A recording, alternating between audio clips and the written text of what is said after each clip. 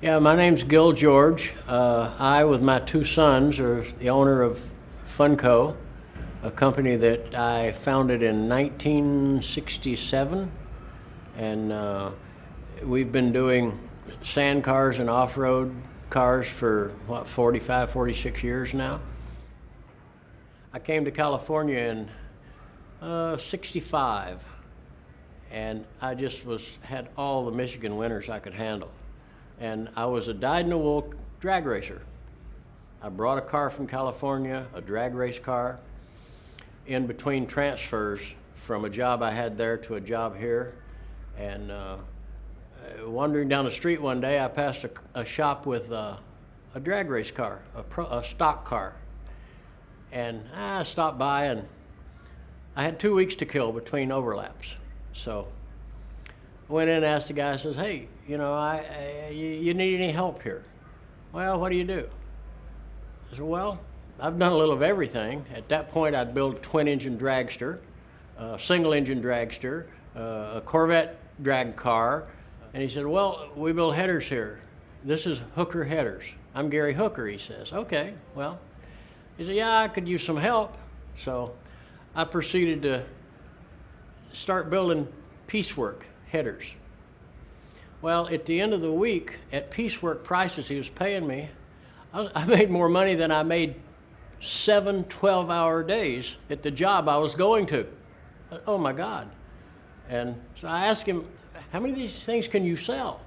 Well, all we can make. Well, okay, but you're not going to sell very many of them making them the way you make them. Well, what do you mean? I said, well, I says, you got any money? He says, well, why? I says, let me go buy a couple little pieces of equipment. And so I went down and bought a couple little pieces of equipment. The next week, I doubled my output. Well, you're making too much money now. Well, I thought you needed all these you could get. Well, yeah, but you're making too much money.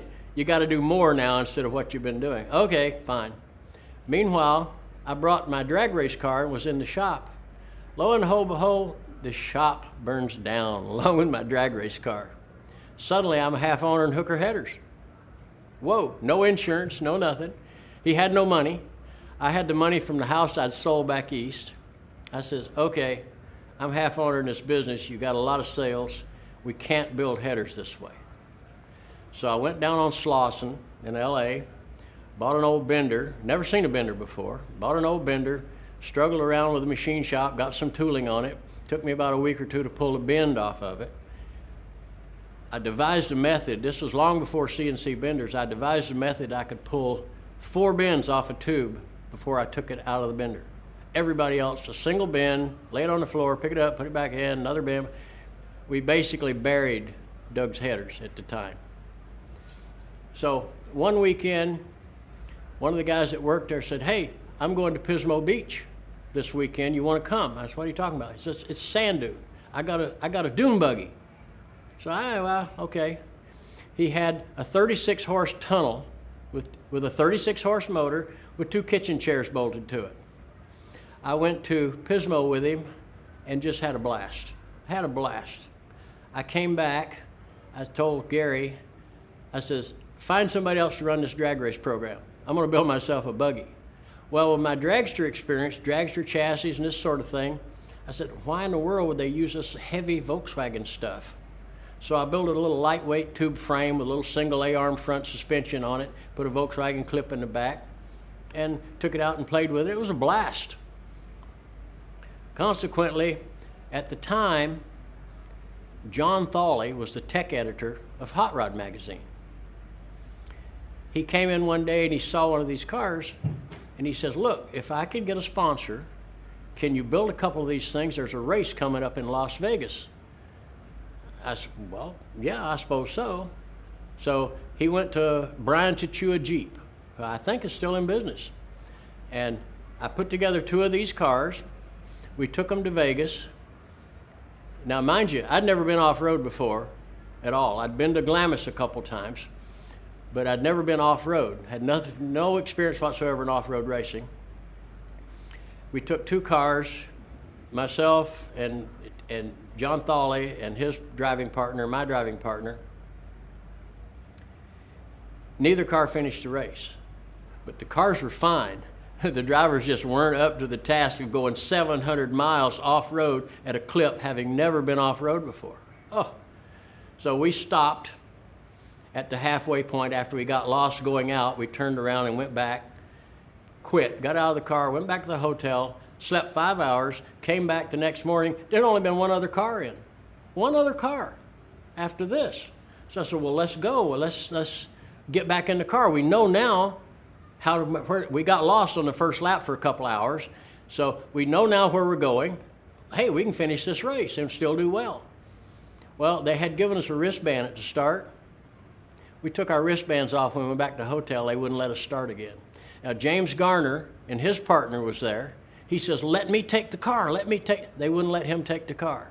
Meanwhile, there was a guy there, I can't remember his name now, but he owned a company in Riverside called RevMaster. He says, hey, I'll take 10 of those cars right now. Well, okay. So I went back to Hooker and I said, you know what? It's time for me to bail out of this stress-ridden. So I said, you guys buy me out. They did. I went and rented a little one garage shop unit, and got a part-time kid, started building these little sand buggies to start with. Well, meanwhile, the RevMaster guy, we started building these cars. He got guys in them to off-road race. And I kind of had a sand buggy thing in mind, but suddenly I'm building off-road race cars. And I think I built about 35 of those Wampus Kitties. And for a long story, we put some aluminum arms on the things that failed, and that kind of killed the Wampus Kitty, the single A-arm Wampus Kitty. Mickey Thompson was leading the Mint 400. It was a 2-day event. He had these aluminum arms on the car, and I had several of them break because they had a bad deal at the production thing. They made a change in the production from the original prototype set to the production ones. And they had a bad coal lap, which is the metal didn't fuse in the arms, and hell, a couple of them broke before he got out of sight from the start-finish line. Meanwhile, Mickey was leading the race at the end of the first day. Well, I had some cars there that still had the steel arms on them, okay? And I tried to convince him, hey, let's change arms. He says, no, no, no. If these arms were going to break, they'd have broken long before now. Sure enough, they broke that lap. And to his credit, he never said a thing to me about it. He never came back on me. But meanwhile, we're building these cars, and they're suddenly off-road race cars. So because I couldn't sell it with the A-arm, I converted it to a Volkswagen Beam, added a few tubes in the back, and it became the Bandito, which is probably the highest-selling off-road chassis that was ever built in a single configuration. I built one a day of those cars for almost 7 years. Me and a part-time kid would put a chassis on the floor at the end of the day for almost 7 years. And then things progressed up to bigger single-seat, more heavier race cars. Finally, I built those cars, that type of car, till the early 80s. And I had one of my best customers. I said, look, I can build a way better car than this base Volkswagen-based car. Well, that's what's winning. I said, but there's something better, right? Let me build you this car. I won't charge you any more money than the standard thing you'd expect to buy. I'll babysit it until you're happy with it. How's that? Well, nah, I don't think so. I said, okay, I'm going to build you the car you want. It's going to be the last race car I build. Consequently, we built no more race cars. My sons and I went into commercial work, and for 15 years, we did nothing but highly lucrative commercial work. Very boring, but highly lucrative. So in '95, we said, you know what? We had, in this time frame, we had developed a military vehicle that used air suspension, airbags, for various reasons. And in '95, we said, hey, let's take what we learned on that military car, because we love the way the airbags work, and we built a sand buggy. So we built what we call the Gen 1. Took it to the sand dunes, and it revolutionized the industry. Because at that time, the top of the line sand car was a standard Volkswagen Beam with 2 shocks on a stock reinforced trailing arm. That was it. That was what you went and bought if you bought the top line. So this thing, we took a few people for rides, and they were astounded that they could go through the dunes at that speed. And that basically started the Funco Big 5 line to where we are today. And you've seen some of the stuff in the show, and it's come tremendously. And now the cars are from $395 to a chassis to up to $200,000 for a car. And we have enough on order right now to keep us full through about February of next year. And the market looks bigger and bigger and bigger all the time, and most of this is in the Middle East. So that's essentially where we are today, and you've seen the cars in there and the level they're at, and they're only going to get better.